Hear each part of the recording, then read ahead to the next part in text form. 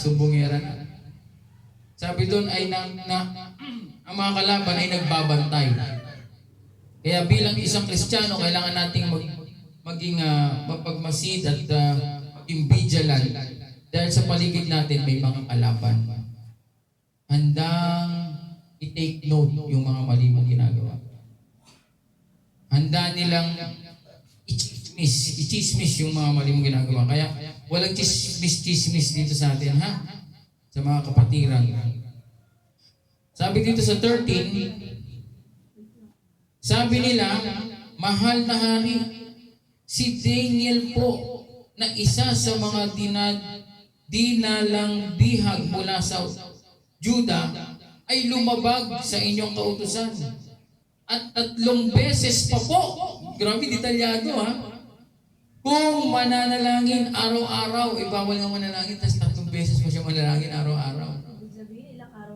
At ang matindi, minamantyagan talaga nila kasi alam nila at araw-araw nila pinapantayan si Daniel na credible kami, mahal na hari, dahil pinantayan talaga namin, araw-araw 3 beses. Nandun kami, noong mga panahon na yun, ganun sila kalupit.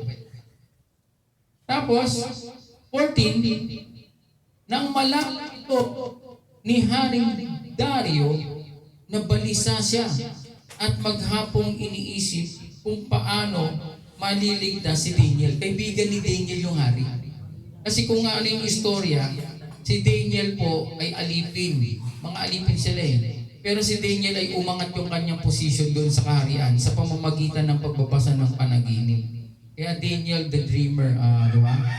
Siya ay matalino. Binigyan siya ng wisdom ng Diyos eh.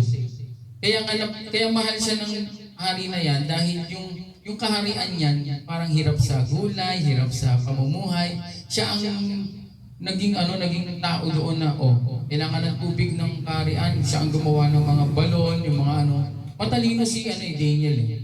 At ang laki ng naitulong niya sa kaharian. Pero patuloy siyang gusto pabaksakin niya itong mga kaaway. Itong mga, ang tawag nga dito sa English, ewan kung may nakasulat dyan eh, parang pamunuan, parang ganon. Ayaw nila kay Daniel kasi nga Hudyo, alipin, di ba? Kaya sabi dito, nababalisa yung hari, paano niya ililigtas si Daniel. Gusto niya iligtas nakatulong sa akin yan. Tinulungan ako niya sa pamamahala ko, tapos gusto niyong patayin. Pero batas kasi yun. Pag pinirma ng hari, walang makakabali doon. Kaya ang batas, hindi mo pwedeng, labagin. 15. Nang magkaroon muli ng